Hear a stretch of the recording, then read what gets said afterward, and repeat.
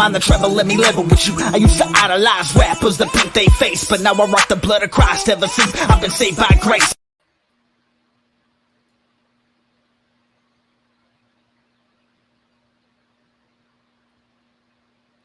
Alrighty, so that was weird. Like my computer started freezing and throwing up error codes. And so if you heard the song, I hope you enjoyed it. It was by a friend of mine, Jay Payne. He allowed me to use it. He does the Gathering of the Juggalos. This past year was on the Clown Drip stage for any of you Juggalos out there. Introduce my guest tonight for just a chat, Derek from Myth Vision. You guys know who he is, and if you don't, check out his channel. Links in the description. Khalil Allah, representing the EA show. You guys know who he is, but if not, channel's in the description. I am a Christian. Derek is an agnostic atheist. I think that's how he would classify himself, but I'll let him explain in a minute. Khalil Allah is a recent Muslim convert within the past 6 months. How's it going? You, appreciate it, man. Thanks for inviting us. Absolutely. You want? No, I'm just looking. Oh, go ahead. No, you're good. I'm just looking forward. If this starts delaying on me, I may turn my screen blank and then do my phone instead. Yeah, so Derek, you want to kind of explain how you see the world in these situations, and then we'll kind of play off of that? Yeah, sure. First off, thank you, Khalil. I want to give a public confession. No one knows, but Khalil knows this. He showed up in my chat one day on a live I had. Of course, you know, I'm a skeptic, so I'm always poking holes at things, and I thought he was just some typical troll. I get a lot of those. And I was like, who's this guy wanting to, let's have a talk, you know? And I thought you were coming off. But mind you, I had like 5-6 other people I'm already combating in the chat. And I'm like, oh, here's another one. No, actually, he's extremely level-headed. And you can like tell he'll have a conversation with anybody. He's like a real guy on the street. If you bumped into, you could tell is really sincere. And so that's something that really caught my attention with you. So I'm really glad to have this conversation with you. As far as the world, I'll give you a little history of me, just so you understand how I'm perceiving the world. And then from there, we can kind of get an idea of how each of us are viewing things. I was born in an alcoholic family. My father, an alcoholic. My mother was, you know, always trying to fix my dad. She was Pentecostal. Dad was Catholic. How that happened, alcohol. That's how they got together. One was a snake handling Pentecostal. No joke. Dad was Roman Catholic. And years go by. Mom used to want me to go to these Baptist churches. They were boring as hell. Okay. I was a kid. So I'd go to sleep on her lap just to go eat at Golden Corral. I don't know if you guys know that place, but you're a kid. All you can eat buffet. Come on. It's so I good. was going. It's good. It is good. And they're the only thing that's been open since COVID right now. That's another thing for buffets. They just started opening other things. Anyway, back to my topic. The whole point is I knew of Jesus. I knew of Christianity. I knew of God kind of by my parents' upbringing. Down the road, with enough trauma and my dad with the physical once in a blue, but mostly verbal harassment that took place in my life and the traumas, I was going to a private school and someone was teaching on the lesson of lies from the pulpit. If you've lied once, you've lied more than once to lie about the lie. So they kind of guilt tripped me about things I had done in the past. And they said, look, there is a way of forgiveness, right? Where Christ came and died. I'd already heard this story throughout my life growing up, but he's your friend and you need to have a relationship with him. This kind of message, which is more modern. You know, you wouldn't expect a Catholic or an Orthodox Christian to be like this, but I went down and I accepted the Lord into my heart. And I had a subjective experience. I felt a warm sensation in my bosom, if you could use the term, my belly, my solar plexus. I felt like I had finally connected to something that would lift my burdens. And I found a father that would never let me down. This was something that I personally had experienced. And I started to live for Christ. Now I had plenty of hiccups. I mean, extreme hiccups. And I kept trying to ask myself, why is it so hard for me to live this perfect life? And yet I'm empowered by the Holy Spirit. And I'm literally giving you like 10 to 15 years of my life here, telling you that the struggles that I kept going with and trying to live this life. And I was very young and immature. I honestly think this comes down to just the development of me, my upbringing, all of these things. But I'm giving you a little background so you understand I believe that I was a devout Christian. Now, I know many Christians will say I was never one, because if I was one, I would have never left. Or there's only one way to find out. If you come back down the road, then we knew you were really his to begin with. Once saved, always saved type concepts. And I was a Calvinist toward the end. But what happened to me is I ended up getting really, really hooked on drugs and alcohol. And heroin almost took my life. I was injecting heroin toward the end after about a 10-year run of painkillers. I had so many different kinds of actual experiences in my life, whether I thought it was God, the Holy Spirit, I thought maybe something was coming, like a angel or something. And then I realized after all the drugs I had done, I had very similar experiences from a chemical, just from pure chemicals that I had injected into my body, things like that. Heroin actually felt like God was this warm pillow that grabbed me and told me everything was going to be okay. And I felt that way when heroin was in me. Now, when I got to get clean off heroin, I had prayed this prayer and I was sincere. I can't do it, but you can, and I need your strength, right? I started getting clean, and as I did, I started to deconvert. If you want, I can go into that, but maybe we don't have the time. I can go into that briefly to give you guys just an idea of my deconversion, but it wasn't, oh, I'm a believer, oh, I'm an atheist. No. Everything's gradual. It's very comfortable. I landed the plane, so to speak, because I didn't want to crash and burn. So God got bigger than Christianity alone. You know, the exclusivity of the only way to the Father was through the Son, this concept. God became, well, no wonder there's patterns throughout all religions that are similar, and the motifs, the mythos, if you will, is very similar, and they're teaching a lot of the same morals. When I did that, I said, God's actually showing himself like the blind men in the elephant parable, where there's all people are blind, and we're trying to touch the divine, but you know, we don't really know what it is. So I kind of became a deistic pantheist, so to speak. Like I wasn't sure if all things are divine or if some creator made this and then left. I wasn't really into science yet. Well, I think after a while, and I started investigating the natural world and considering, is evolution true? These things. And I started going, wow, that it makes sense when you actually aren't like using a creationist worldview and you're trying to force that. There's a lot of reasons that natural concepts make a lot of sense, and they're observable. There's a lot of this stuff that's testable. Sure, we don't have everything exhaustible, but there's really good reasons to think, you know, this natural world makes sense. And that's what I started to observe and say, is this chemical reactions and my perception as a human, is all of that kind of a figment of my own perception? And it could have been Buddha. It could have been Muhammad and Allah. It could have been Jesus for me. It could have been any of these things. And I would have had the same passion and experience and devoutness towards God. And that would have been the same as when I injected drugs into my life. The only difference was the damage that the drugs brought were killing me. When I was doing Christianity, it was more like the damage to my relationships around me, because I was right. My worldview was correct. And I wanted everyone to see the world the way I did. So I started to really bash and push it on my family members and friends. And I look back and go, wow, what a pain in the you-know-what I was. So I look at things more natural now. And that starts to make better sense to me in this world, though I don't have all the answers. So I'm biased about that, though. Like, I want to really press and see if there's a way to explain these things in the natural world. And of course, we can get into like text, like things that really caught my attention about the Bible that I thought was absolutely perfect, inerrant, infallible. And James, you know I love you, bro. We would disagree on this, but I started to really... I'm sure we will. Yeah. But I love you, man. So I'll stop there. I hope that gives you guys a little bit of where I'm at and like why I've kind of gone down this path. Do you want to go, or do you want me to go, James?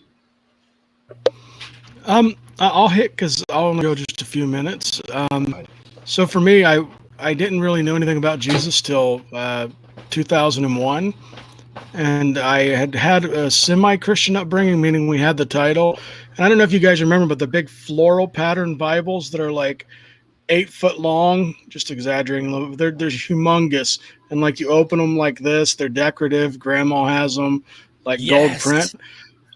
Yeah, that was the Bible that I saw as a kid. And then the only other time I saw a Bible was when somebody died.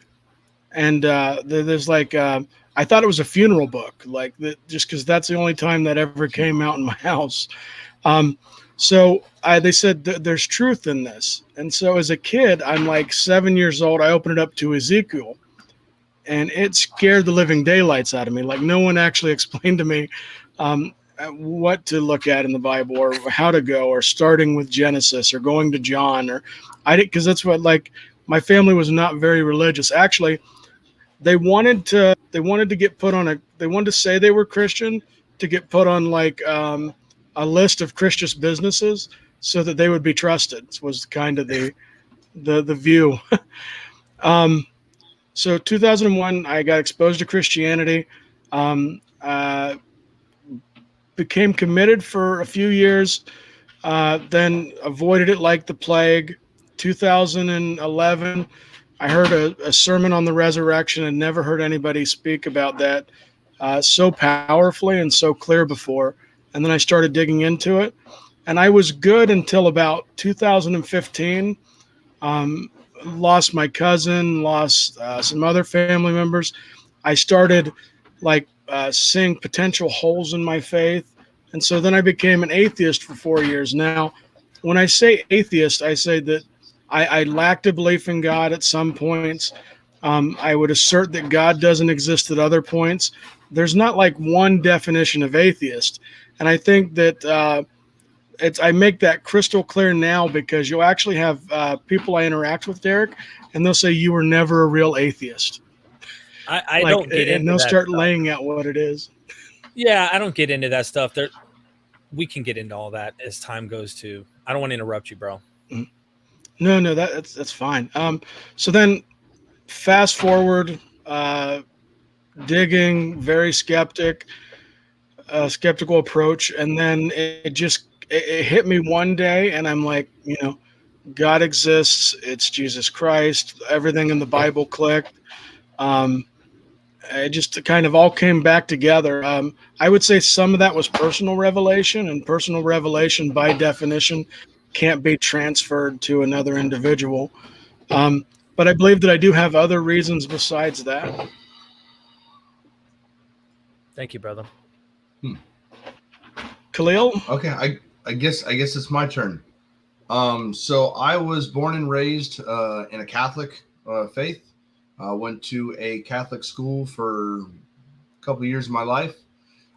In second grade, I was told by my science teacher that if I didn't turn my homework in on time, I'd be hung by my tongue over fire and brimstone, which scared the living daylights out of me. A couple things happened to where eventually my mom pulled me out of the school and said, I'm not paying $4,000 a year for you to get PTSD at a young age. So she put me in a public school. I started going to school with my friends that hung around in my neighborhood. And I started going, before I started going to the Methodist church, it was just it's like watered down Catholicism, how I saw it. But we had started to get away and not go to the Catholic church as frequently.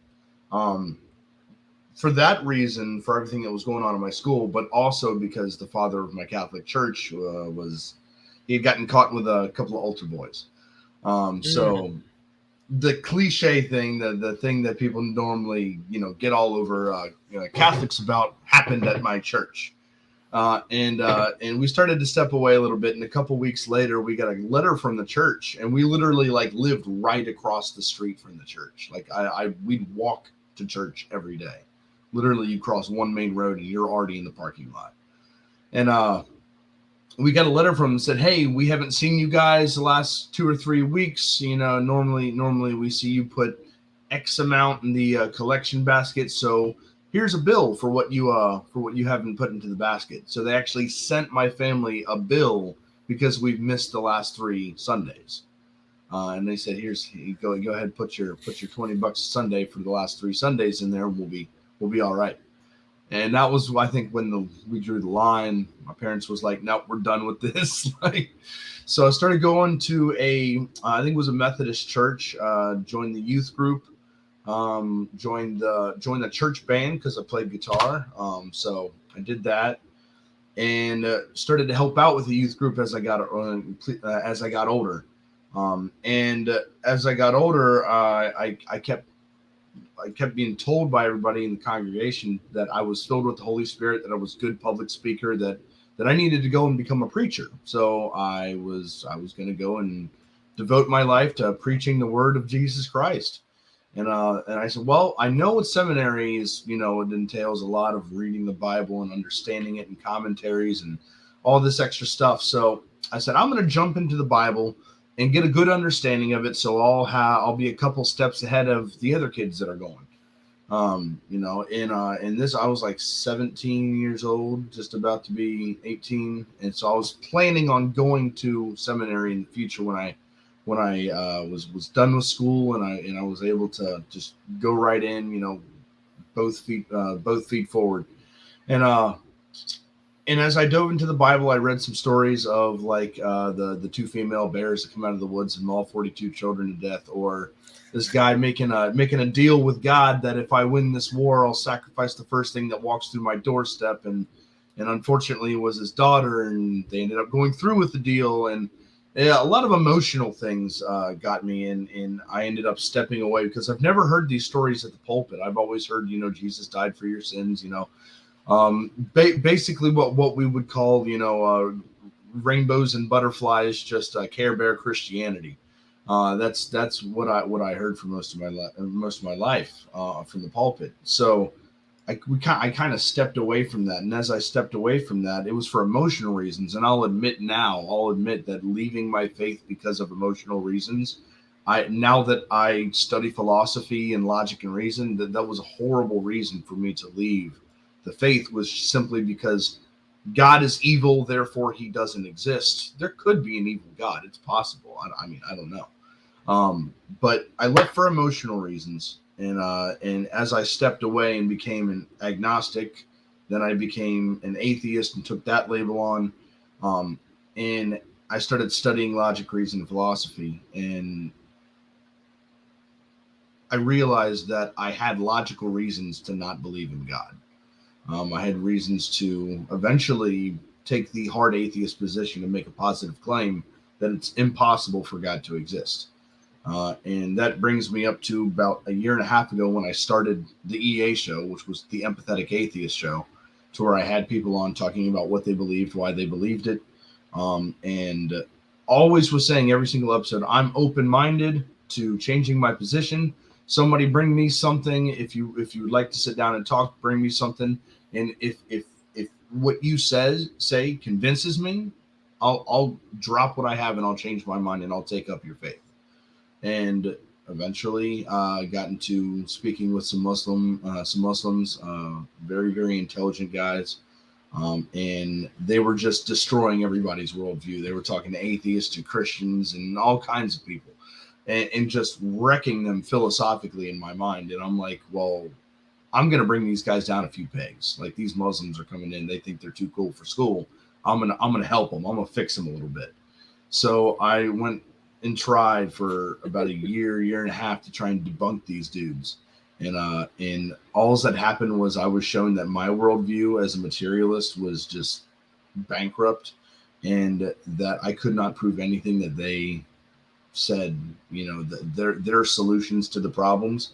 I couldn't figure out a way, any reason why what they're saying isn't completely reasonable and the best possible answer. So eventually I picked it up and I said my Shahada, put my kufi on. Now I'm a Muslim for the time being. James probably heard that story about 15 times. I think I've heard the kufi is not required, but it is comfortable from what I hear. It is so comfortable. I've been growing my hair out, and when I wash it starts to fall down, and I have to put a band up. I might start wearing one just to keep my hair back, So yeah, I'm just teasing. James, where do we go from here, brother? Just free flowing conversation. This is a unique kind of thing. Got a Christian, a Muslim, and an atheist, and nobody's yelling at each other. So we're not on Clubhouse, and we're not on other groups. We could both tag team James. Well, I mean, I have said that I was going to kick James in the vagina on a live broadcast. If James, you're okay with that, we're going to go ahead and do this. No, I think that's an interesting. You're on a journey. You know what I mean? You're on a journey. These are, philosophy isn't my specialty. It's not something that I've actually like exhaustively dug into. I've listened to some naturalists, or if you will, materialists, like Graham Oppie. Mhm. You know, the way that he approaches things, he makes what seems to be a logical conclusion. And what I like about him is and I don't want to get lost into philosophy because you'll lose me on this. There's so many things.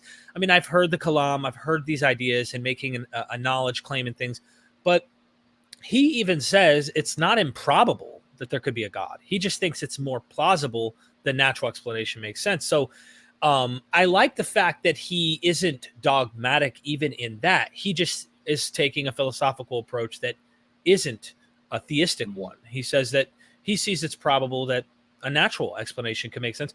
And of course, there's that big curtain we can't see behind. We have no way to prove otherwise. We just can't get behind.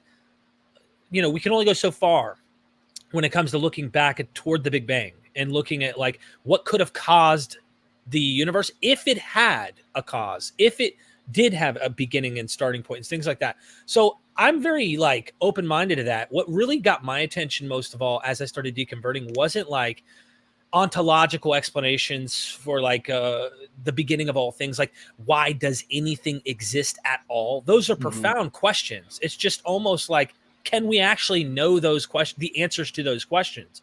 Or are we just kind of like giving cultural and our own particular worldview explanation and pinning, like the 6 wise men and the elephant, our particular worldview onto that elephant and saying, the elephant is very like a fan or very like a spear, and applying that to what we think is God. So I started going, is there something wrong with the Bible? So I started with this, and I was like looking at why do other worldviews carry similarities? And they're not just basic, like love each other. You know, every worldview has this idea of love your neighbor, things like that.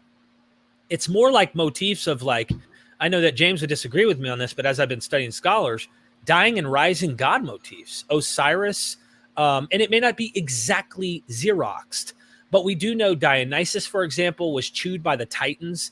And then, of course, there's the ritual in the mystery cult or mystery school of Dionysus, where they ate his flesh and drank his blood, and they would ceremony and do this in the ritual of bread and wine. And we know that Dionysus narratives from Euripides the Bacchae comes in the 5th century BC. So this is why I think Justin Martyr's saying, look, you know, Christ is, I know it looks like, you know, your gods and your ideas and these similar motifs. So I started going, well, why is this one the one? Like C.S. Lewis says, this is the true myth out of all the myths. I just take C.S. Lewis and just deduct it down to zero and say they're all myths and they're all subjectively true in a cultural perspective using whatever they understood at the time. With ancient science, I think religion taps into kind of an ancient science, the way they understood the world. And I saw holes in the narrative. I saw contradictions and problems. So like, as I've been investigating Islam right now, I'm no expert at all. I just interviewed Shadi Nasir, Dr. Nasir, the other day, because I know he's not a like active Muslim. And I want to hear someone who's not like going to bat for their faith. And I ask him questions like the origins of the Quran. What are the earliest manuscript data that we have? Things like this are very important to me because I did the same thing to my Christian faith and Judaism and said, can these be trusted?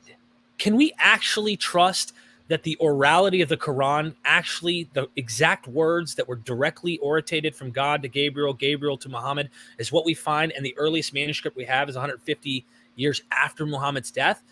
And so you got a lot of faith and trust in this to do it in my position. Now, practicality-wise, religions serve very good purposes. They might give you meaning and purpose in life, and they just help you. But have you ever heard the term fallibilistic knowledge? I don't think I've ever heard that term like that. No. It's philosophical. Okay, so and I learned some of this when I was an atheist, but I didn't really have terminology for it. So as an atheist, I believe that I could know certain things, but I couldn't know them with an absolute certainty. So it would be fallibilistically how I know certain things. So like, for example, if you were locked in a house in the basement and you had never been presented the concept of the sun outside, it would be reasonable and rational for you, given the information you have, to not believe that a sun exists and to be very skeptical that there's anything outside of what your purview. And the same thing that for arriving at the concept of God, arriving at the concept that God doesn't exist. We would say that's fallibilistic knowledge based on the information we have. There is no neutrality, for example, so everybody's looking at something through their worldview or through their peer view. So if you are an atheist or an agnostic or a Christian or a Muslim, you can't help but seeing the world through that filter, through the information that you have. So it's processing. How can I arrive at the best conclusions, given that a lot of knowledge that's around me is fallibilistic? I definitely think that makes sense. I mean, I think that also in that it's a tough one that you bring up there, James, and I'd love to hear Khalil's thoughts on this. It's like, I could make a truth claim. Like I could say, by the way, there are pink elephants that actually control the universe outside in the metaphysical realm.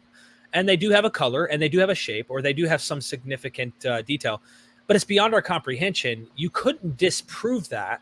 And who knows? Elephants might rule the universe for all we know. They might be the wisest creature on planet Earth, and we just don't see it. To me, it's like I can only go off what I can observe and test to the best of my ability. So at the end of the day, that's why when you said, are you an atheist, agnostic kind of thing? I don't know if there is a source, a creator source. But what I've analyzed within Judaism and Christianity, and I'm now beginning to take a look into Islam, is that, and these are the monotheistic religions. One could argue Zoroastrianism.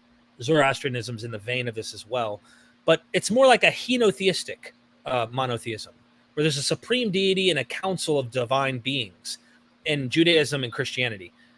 Yesterday, I talked to Shadi Nasir, and he said, well, we see the same thing in the Quran. And I'm like, you do read and understand Arabic, right? He said, yes.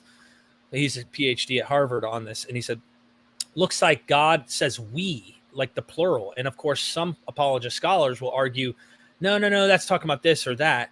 But when the idea that I've seen in Islam, and I think Khalil would say that monotheism in Islam is like there's only one supreme deity, right?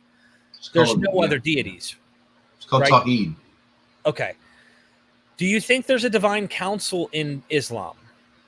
No. So when he says we, it's using a royal we, just like the Queen of England. When she speaks about herself, but she says we. She refers to herself as a we. It's like it's a royal singularity.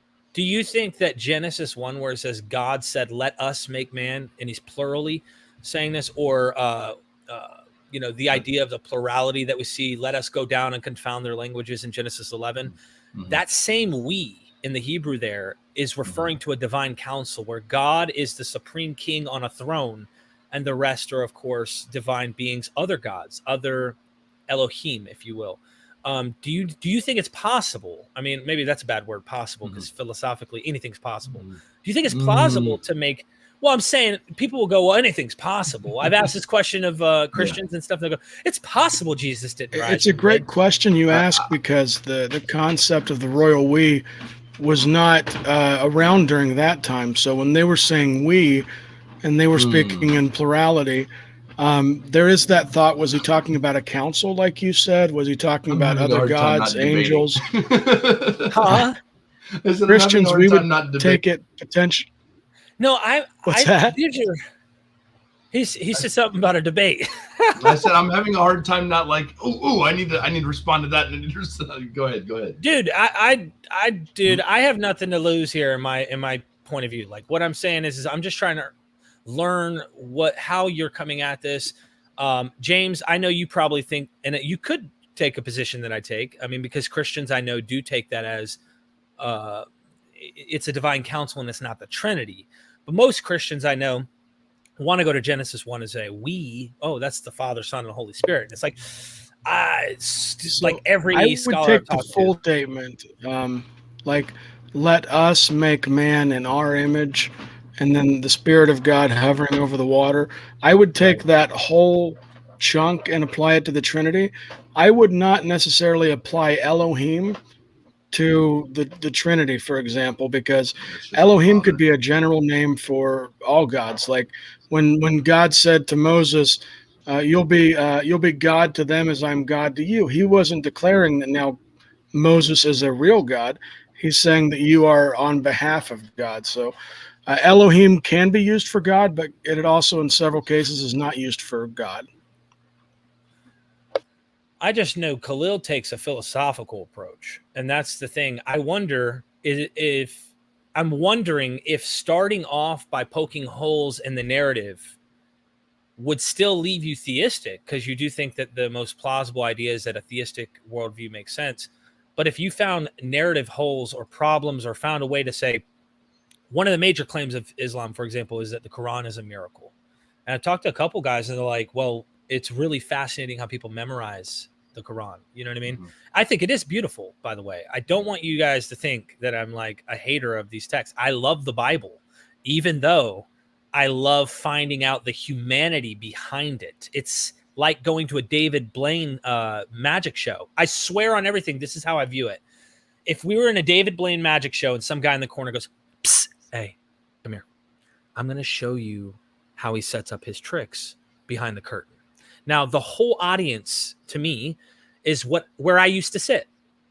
I was watching the show. I was mesmerized by his levitation, and I thought this was literally true, whether it be walking on water, rise from the dead, et cetera, you name it, different things.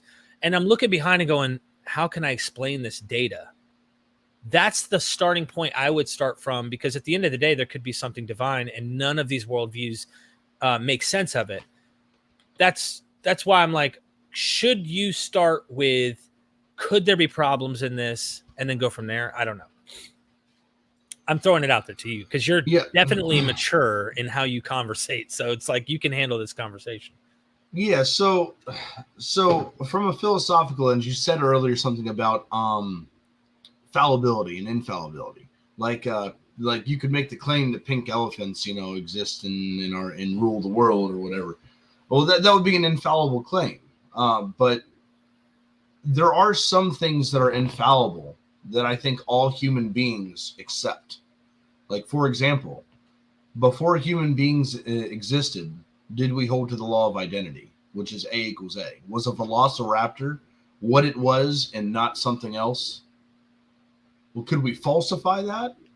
No, we weren't around to be able to have these experimentations and observe reality. So, like, for example, I think that we presuppose, as human beings, we all universally presuppose some aspects of our life. One, reality is real, that it wasn't created 5 minutes or last Thursday, and set up to where we have the memories that we do, and the world exists looking as old as it is, but it's really only 5 minutes old.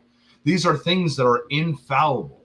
We have to assume that our world is as old as we expect it to be. Right. We assume that things, when we speak a sentence and we use a subject, that it has an identity. Like when I say this microphone is red, well, when I say this microphone, I'm saying that this thing is a microphone. It's not a microphone. It has an identity. Now, I believe that my God that I believe in is fallible. I can not fallible as in it has mistakes, but falsifiable is really what I'm getting at. I believe that Allah is falsifiable. You find one issue that's a logical contradiction in the Quran itself, we're done. Halas. I'll step away from Islam. I will leave. If we find something similar to what I found in other beliefs, and no offense, James, but especially the Bible. Yeah, I believe Trinity. the Bible, I know you have a big thing on the Trinity, right? Yeah, well, it's not just a Trinity. It's incarnation, it's atonement, it's divine simplicity. Some of these other doctrines that Christianity holds, I find more. I knew you guys were going to double team me at some point. It's all right, James. We're both Buckeyes, so we'll double team Derek. There you go. But no, yeah. So that's a thing. And not to get too deep into it, Derek, I would love to have a discussion either on your channel or on my channel. We could have an atheist and a Muslim come together without James being present. We can do it behind James' back. Yeah, we don't want to hurt his feelings. And talk about the profound issues within Christianity. And then you can come on James' show and he can tell you how we can talk profound issues. It's all good. I'm I'm setting a date to have Apostate Prophet back on to talk about Islam, so we're good. Okay. All right. Well, yeah, I think that's a it's a good attitude to have. And that's something I saw when you had your discussion with Apostate Prophet. I saw it actually. I finished it yesterday. I wasn't able to finish the whole thing the first time I started it. And it was mostly into philosophy. I really enjoyed the predestination stuff too, because I was huge into that as a Calvinist and understanding that. And I'm like, for example, there are people who are Molinist, right? They go and say, what do you say?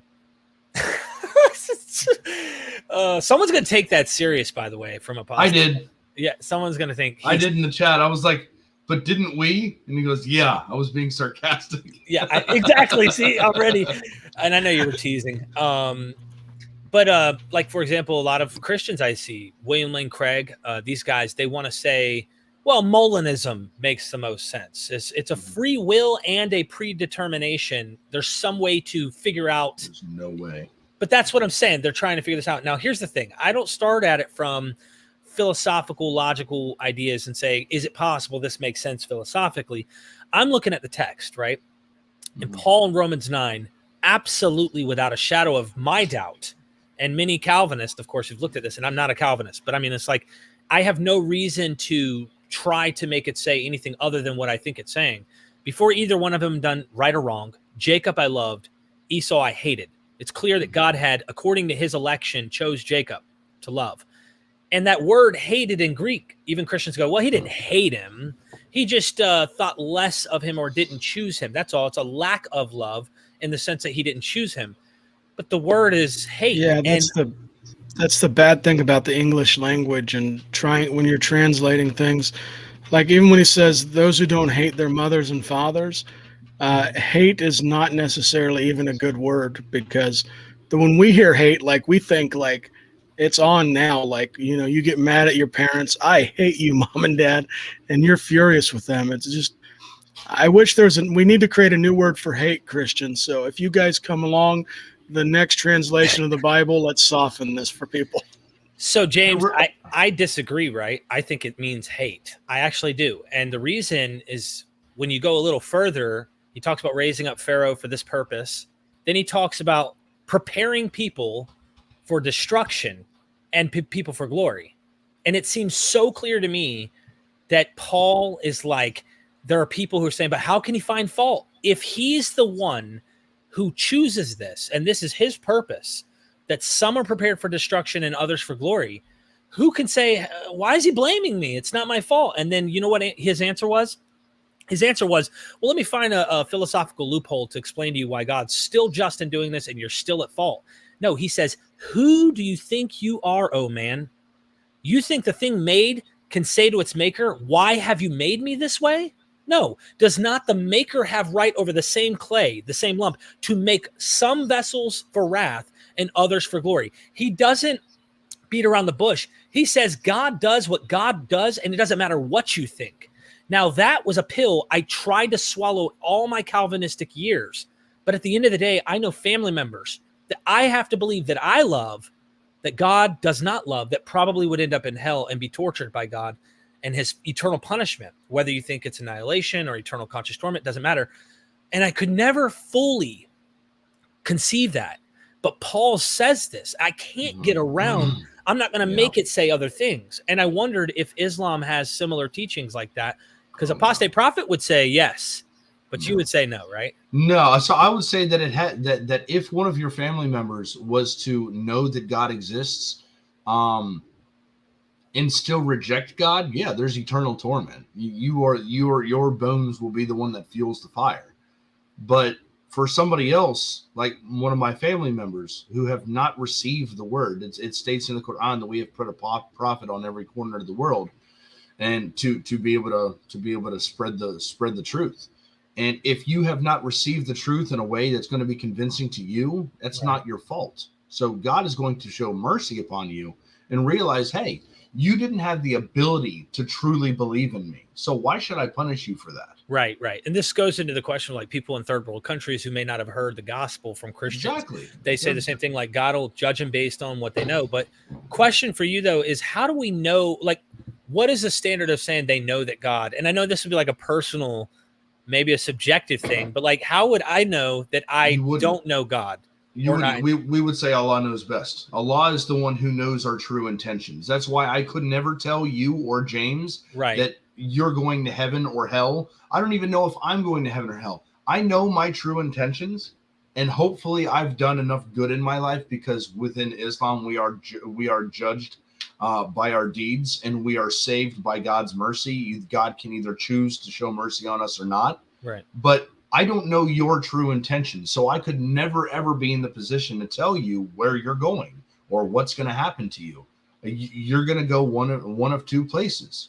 You're either going to go to one of the 7 levels of heaven, and God's going to show mercy on you, or you're going to, if you're not truly convinced, God's going to say, okay, so since you weren't convinced, and we're not going to go off of that, we're going to go off of your deeds, what you've done in your life. So you were generally a good person, but there's a couple things over here that I kind of had a problem with that you did in your life, Derek. So I want you to spend like 10 years in hell, just burning off those sins, and after you're done, come hang out with the boys up in heaven. Dude, that's how it works in Islam. Okay, I'm sorry for giggling, but I was like, it's just to me, it's like I used to really buy into this, and I'm really like wondering what James thinks of me. James, do you think I'm going to hell, man? So Christianity is similar to Islam in the approach that I can tell you what actions I think will lead you to hell. I can tell you that rejecting Jesus Christ will lead you to hell. But for me to say, Derek, you are going to hell right now. Like, how old are you, Derek? You're about the same age as me? I get crucified 36? this year. Nope, I get crucified this year. You're 33. Gotcha. So I'm an older man compared to you. It's probably why I have a little bit less hair on top. But no, we can't tell you that, hey, you're definitely going to go to hell, and that would be fallacious. Well, James, I love you guys. In my worldview, I think that the concept is kind of a metaphor in my head, right? I've been through hell, the addiction and things like that.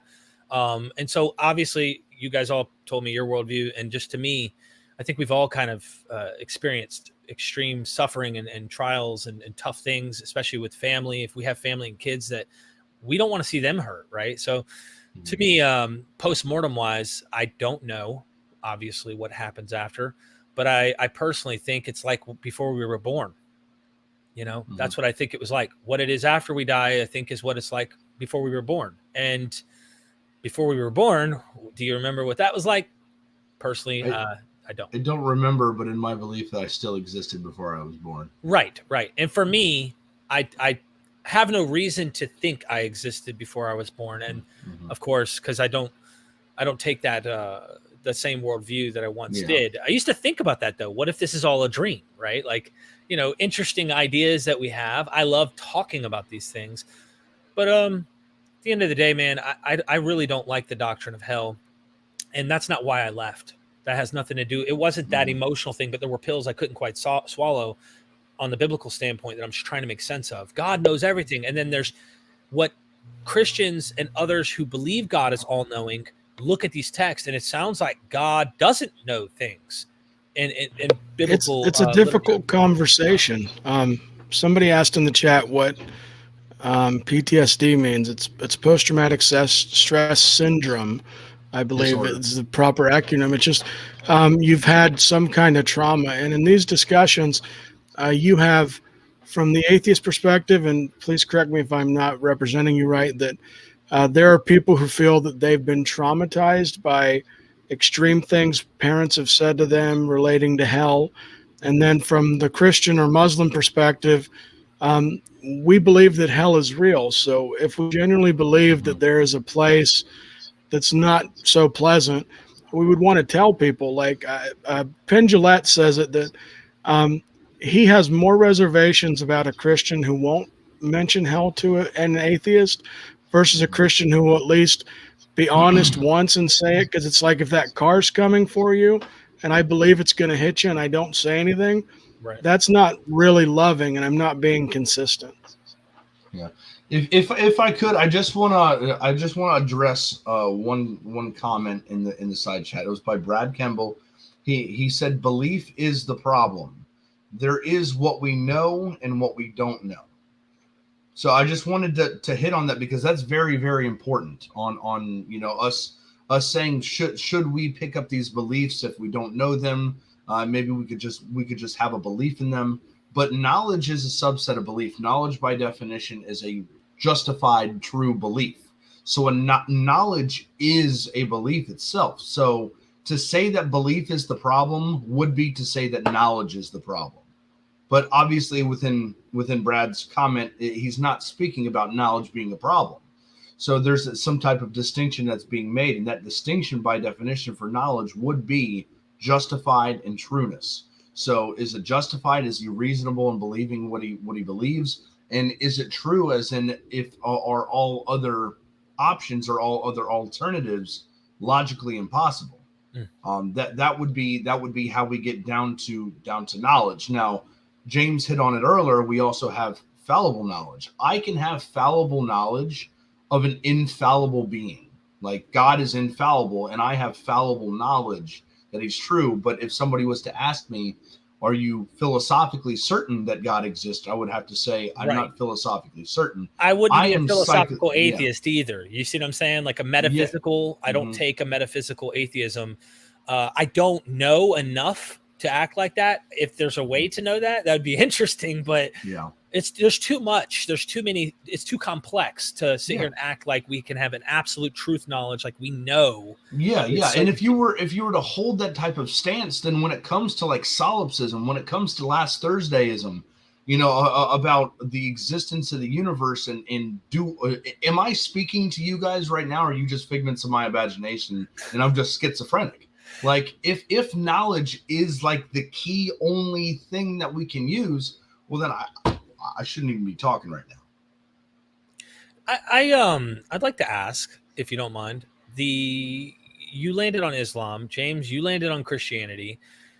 The people you were around that were influential in getting you to think the way that you do, what kept you from saying, okay, I'm going to just take a critical approach and look at these worldviews texts and see what their books are saying and try to poke holes in the books? Like, for example, the guys at Lion's Den, they're very philosophically smart. I know AP is engaged with these guys, and I honestly have nothing against anyone that I don't know. You know what I mean? If there's someone who comes out of the way to try and offend me or something, then maybe I have to block somebody or something like that. But I'm usually just a friendly person. And I say that to say, I wonder if when you were taking your critical investigation this way, if there were non-Muslims that could analyze and consider looking at and go, all right, let me weigh this out and say, okay, put the philosophical stuff here. It's possible that maybe the Quran and the Islamic world view itself, without getting into the philosophy of a logical concept that there is a divine and it's got to be monotheistic and it's just one deity and he's God most supreme beyond my imagination and comprehension. What if there's really some human, there's better ways to explain the Quran than saying it's a miracle? What if we could show that the development of the Quran was totally natural, came from Christian and Jewish manuscripts, and potentially even in the pre-Islamic Arabic pagan tribes that were in the region. And there's kind of a conglomeration of all these things that come together. And then the oral Quran, which was really what Dr. Nasir was saying, is really the whole point. It's the oral is the special part. That's where the magic happens. It's not necessarily the text itself, which most Westerners don't understand that when they critique this. But if we could explain this naturally, in what way does that make it a miracle? That's one question. And the other question is, if you were to look at it and go, okay, this could be explained naturally, and it isn't a miracle, would that then still have you as a theist and you could just leave the worldview of Islam alone? Or how would you approach this? Yeah, so I didn't really want to approach it in a textual basis because I've seen so many discussions. I mean, James knows I'm on Clubhouse every day. I'm on Discord every night. I'm consistently throughout my day in rooms where people are debating against over religion. Right. Whether I'm an atheist or whatever worldview I hold, I'm always in these rooms nonstop. It's my addiction right now. It's literally what I call a halal addiction. So it's an addiction that's permissible because I'm sitting here learning more about Islam and learning more about other worldviews. And I see so many people just going back and forth all day long. Well, this is the interpretation. No, this is the interpretation. Right. I'm like, screw all that. Let me grant everything that you believe about your book. Let me just grant it all, right? And then let's look and see if it is actually possible. Because at a minimum criteria, I need to know that something is logically possible before I dig into it at all. If you say that a square circle exists and this square circle serves soft drinks at an amusement park, well, first, before we talk about what soft drinks that this square circle likes to serve, I need to first figure out if there's a square circle, right?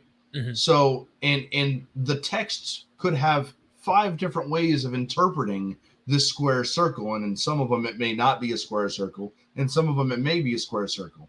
So I'm just going to grant every person that I talk to what they think their holy book is saying. And then I'm going to see if what they believe is consistent. And this is the philosophical and logical basis. And this is where I start off.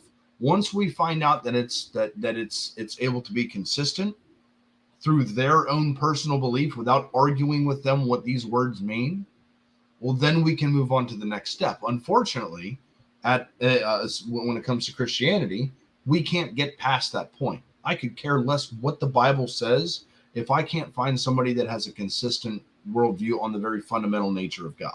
Sorry, James. No, I'm just kidding. Quick question though. No, we have argued a lot, so I've heard him say worse things to me, so we're all good to go. Well, why didn't you land on Judaism? Because I know that the Shema is obviously monotheistic, and that the Lord our God is one. It is not this. It's not. It doesn't even sound henotheistic. It sounds like there's one supreme God, and that is it. Mm-hmm. Why didn't you land there instead of a 7th century AD concept that comes later? Because I mean, obviously, Islam would say, well, they got some things right, sure, but they got some things wrong, and their Bible's corrupt. You have to swallow that pill that they're saying about the Christian Bible, and then of course Jews. And I don't see why not Judaism if you're going to land on a monotheistic worldview. Sure. So with Judaism, there is still the 10 commandments, right? Moses lays out the 10 commandments, and one of those commandments is thou shalt not murder. When I ask what murder is, I always get the same answer. It's unjustified killing. There's a difference between killing and murder. Killing is justified, murder is not justified. And then later in the Old Testament, God commands his people to go to the city where they're sacrificing their babies to Molech, right? And he says, go to that city and kill every man, woman, and breast-suckling child. Right. Every animal, every goat, every ram, everything. Just kill it all. The Amalekites. Yeah. Well, a newborn baby, I'm sure killing the adults could have been justified because they were sacrificing babies and throwing them in fires. Of course, it's justified to get rid of and perish the evil that exists right there. But the children, the breast-suckling infants, is there any justification at all, even that God could give, to kill these breast-suckling children?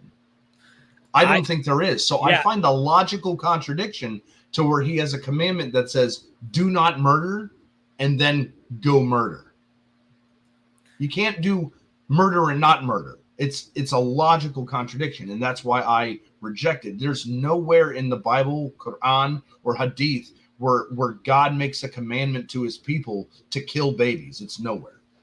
That's an interesting question, because I mean, I get what you're saying, and I wonder if, and how would you answer this, James, that the infants that God is saying, and by the way, I actually agree with you, morally speaking, this is not a God for all time, in my opinion. This might work in the Bronze Age. This might be something in a real time of battle and war between you and a hated nation. But for all time, I have a difficulty with that. But I also want to give James a chance to kind of respond here and say, James, what would you do? Would you say that the reason that God is doing this is because he knows how wicked, I mean, like these people are the seed of the fallen angels or something, like they're absolutely wicked to the core? Even their infants are born with this. I don't know how would you explain that? First, you guys asked me such an easy question with 6 minutes left to go in the video. I will say this, though, just throwing this out there. There's this book, Is God a Moral Monster, by Paul Copan, and he actually drudges through a lot of these things. There's not a simple answer for really any of this, because that's recorded real history, and that's a real judgment from God. And when we're looking at God is the giver taker of life, period. Like, if I get cancer tomorrow and I die in a year, God allowed me to get cancer, and God set my expiration date. So when it comes to when people die, I don't see that as problematic of an issue. Now, I understand Khalil's objection, and I'm not sure where he is on authentic hadith, so we'll have to have another conversation as far as when we say what God can do that's morally justifiable or not morally justifiable. I know that was not a very detailed answer, but I don't really think I can in 5 minutes.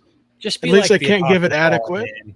Just say God does what he desires to show his glory and to show his mercy. That's what Romans 9 would say. That he just doesn't beat around the bush. It seems like Paul's not afraid of that question because Creator is above and beyond us.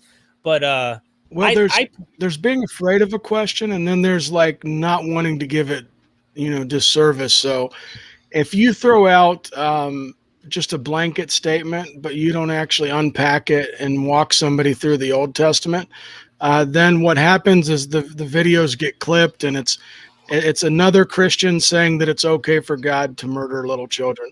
And then that's how that plays. The same thing like when you have an atheist speaker and they make a comment, like when they say, is it objectively wrong to have sex with your sister? Like, just throwing that crazy thing out. Now, if you answer, well, I don't believe in objective morality, and there's nothing to face value with it, then what they do is people like to clip that. So sometimes certain things just need more justice, and unfortunately, I don't think I can give it justice right now. Khalil, you got a question for me? Do I have a question for you? Yeah, we got 3 minutes, man. Okay, cool. How 3 minute warning. How do what? How do you ground truth? What do you mean by truth? So truth, the reason I said that is because we only have 3 minutes left. And Can you imagine me trying to tackle this? But no, and that's why I like to, that's more into philosophy, I would think, right? Yeah. So one of the conversations that I have with atheists, not only is it about standards of evidence, like, can we believe in things? Here's an easier one. Can we believe in things, Derek, that don't have empirical evidence for them? Or do you believe all justified belief that we can believe in things without empirical evidence? I would say that even as someone who believes we evolved, sometimes we assume things, even if they're not there. It's part of a mechanism to help us. Like we assume agency in things all the time that aren't there. My door slammed shut. Someone must have slammed it, but nope, it was just the wind. Yeah. I mean, yeah. So I definitely we apply some type of agency to actions in our world, right? And it's what I think in philosophy, it's what we call a type A and a type B error, or a type 1 and a type 2 error. Basically, you're walking through the woods and you hear a rustle in the woods. You automatically think that there's something in the woods. Now, the type 1 errors where you run away from that and it was actually just a squirrel moving around. The type 2 errors where you're like, that was nothing, and then you get eaten by a bear. Exactly. Like those are the two different errors. Yeah. But yeah, no. So that's my grounding, is where I start off when speaking with an atheist, is just about where are their epistemological standards at? Like, where are their standards of evidence? Because you say you look at things critical, and I believe that. But I also think that coming to Islam, I took things critically. Right. Like I didn't do this from, I had this personal experience, or, I didn't use any of this, anecdotal reasoning. I said, what's possible, what's impossible. And I started this journey from a third person, from an atheist or outsider view. Mm-hmm. And I think that was beneficial, because I didn't start believing in it and then proving it right. I started not believing in it and coming to realize that it's not a problem. Yeah, I think, this is interesting. As you've talked during the show, and James, thank you for inviting me. I know we're about to wrap things up. I just want to say this out loud for everyone who's watching. You and me are starting in two different areas. Who knows? We might end up at the same spot at the end of the road. But I'll say this. You started philosophically. I started textually. I get it. There's various contradictions, and a lot of that will raise red flags for me. But we're coming at this in different angles. And personally, like if I ever came back to believe in a worldview, it would be after analyzing the religion itself, its text, its traditions, its stories, and things like that, before I would come to the conclusion. Because at the end of the day, me and you could set Islam, Christianity, Judaism, every named religion on planet Earth aside, and you and me could come at the end of the day and go, you know what?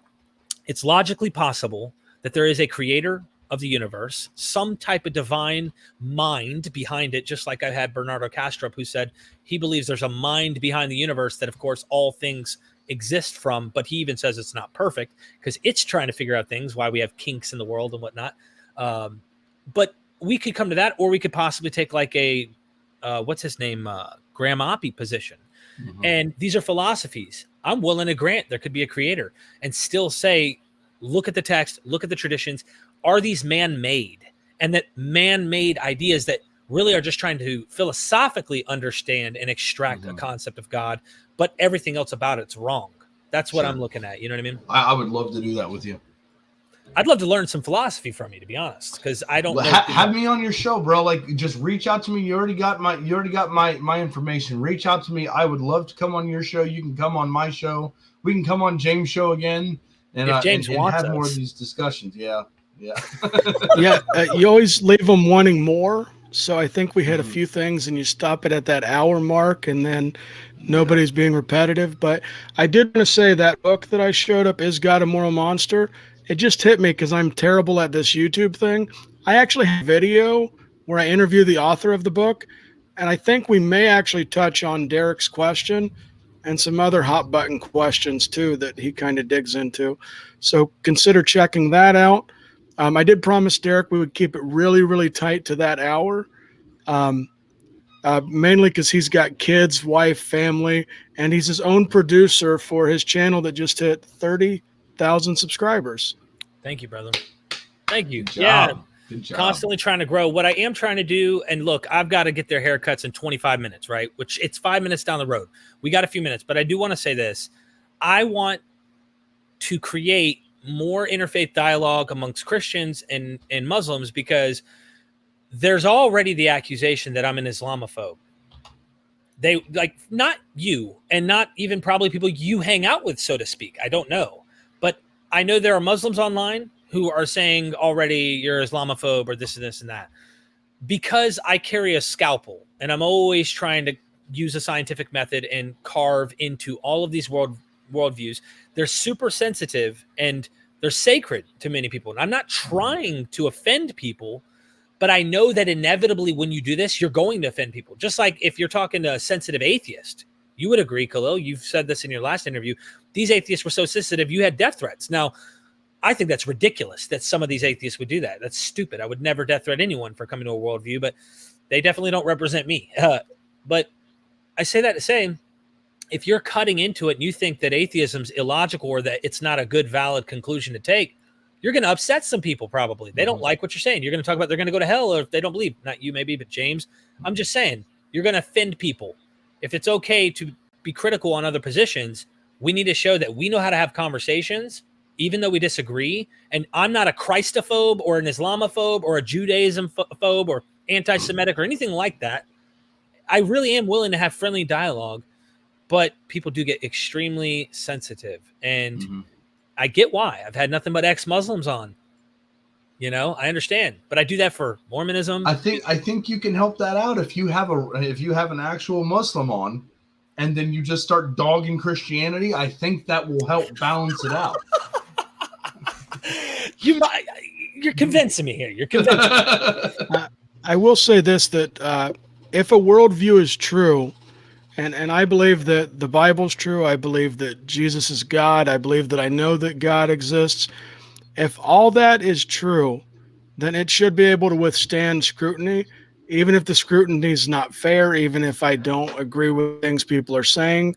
It should be able to stand up. And if somebody's so sensitive with their worldview that they can't be challenged, they are insecure about what they believe. And that's my thoughts. Khalil? If anybody has any questions for me in the chat, I'm getting a lot of questions in the chat, please reach out to me. My channel is in the description of James's video. If you click on any one of my videos, you can see a way to get a hold of me personally on Facebook or through email. If you got some questions and you're telling me that I'm wrong, I'm not the type of guy that wants to have a text war with you. Come on my show. We'll have a private conversation. If you're not comfortable coming on the show, I will sit down and have a private conversation with you. Will I talk with Sam Shamoon? I already have. I challenged him to a debate on the Trinity, and he says that he only wanted to have a biblical textual debate, not a philosophical debate. So he wants to try and show me tell me how I'm going to argue against the Trinity, and that just doesn't work like that. So you can check out that video on my channel too. But if anybody wants to have a discussion with me, I'm going to do it over audio. Like Derek came on here and he spoke with me. I mean, how long do you think this conversation would have taken, guys, if we would have typed all this out? I mean, dude, forever. But I'll admit, with this conversation, we could have gone for 4 or 5 hours, honestly, discussing these ideas. And, but yeah, I think more conversations need to happen. At the end of the day, we all are fallible humans. We all are just trying our best from what we think is true. And I think that's the best way to approach this, guys. And I hope you guys agree with me on that. But if you don't, that's okay, too. I don't mind wherever you land, honestly. Before I do hit the outro, though, guys, Derek, you had a second channel that I wanted to plug because we were talking about addiction and recovery. And if you want to plug that, because you guys can go there, and he just starts from when he first just started doing videos to make himself, feel better, like a diary, all the way progressing to now.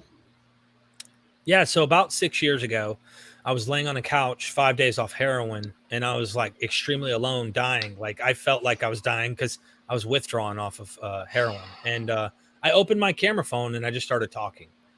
And I just said, hey, here's my life. And oh my God. I talked about my dad, talked about my life, the addiction, the things I did. I stole from my family. I did all sorts of things that, yes, I think are morally wrong. And yeah, there's a lot there, man. And so I made it.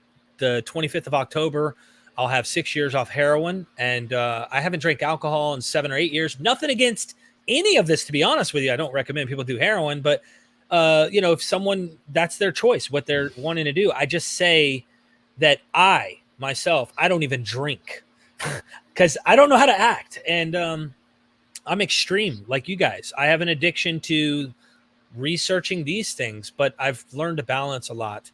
And that channel is called Derek Lambert. My name is Derek Lambert. It's Derek Lambert Heroin. If you just type that in, you'll find my channel. And I've been helping people all across the world, Africa, Egypt. I get people all in the Middle East because heroin, and this is sad, you guys will really see what I'm saying. In Afghanistan, heroin is cheaper than food. So people are dying right now from drug addiction and the current situations that are going on right there. That's not good too. There's so much problem going on in the Middle East. But people are dying, and they're people like me. I don't care what they believe. I don't care what color they are. I don't care. They're human beings. And I just want to help people. That's all. So I got two things real quick. One, Derek, I would be happy to sit down and speak with you because I came from an addiction also and worked my way out of that, went through withdrawals. Now, it wasn't heroin, but it was something that gave the addiction and the withdrawals in the same sense as heroin through the research that I did. And I got over it without going to some 12-step program. Right. I got over it on my own as an atheist. So I would love to sit down and we go through our stories if you're willing to let that. I don't care. I'm when you said that 6 days into your withdrawals, I'm like sitting here like, oh, I can relate. Like withdrawals are like, that is worse than dying. It's horrible. So there's that. And also, what else did I wanted to say something else, but I lost it. I'd be happy to, though. Yeah, I'd be happy to. And we all have our struggles. So It's all good. I'm going to kick the outro now. I get yelled at for not saying this. Please like and subscribe, or unsubscribe if you don't, which I'm told not to say that, but I guess that works as well. All right, guys. And I don't have a catchy please outro. Subscribe to James. If you're coming over from Myth Vision, listen, this is what we do, right? We need to show that just because we don't maybe believe like other people, that we should show a humanity's support, right? You're supposed to be a humanist. If you are, then that's something you should do, is show love to humans, because James is trying his best to grow and get a platform where other people can talk. He's not a, as Khalil called me the day when I thought he was a troll, an echo chamber, because he didn't know me. I didn't know who he was. We don't want to be echo chambers, even if we have a bias. Subscribe, like his channel, check out his stuff. Please do that for me if you're coming from Myth Vision.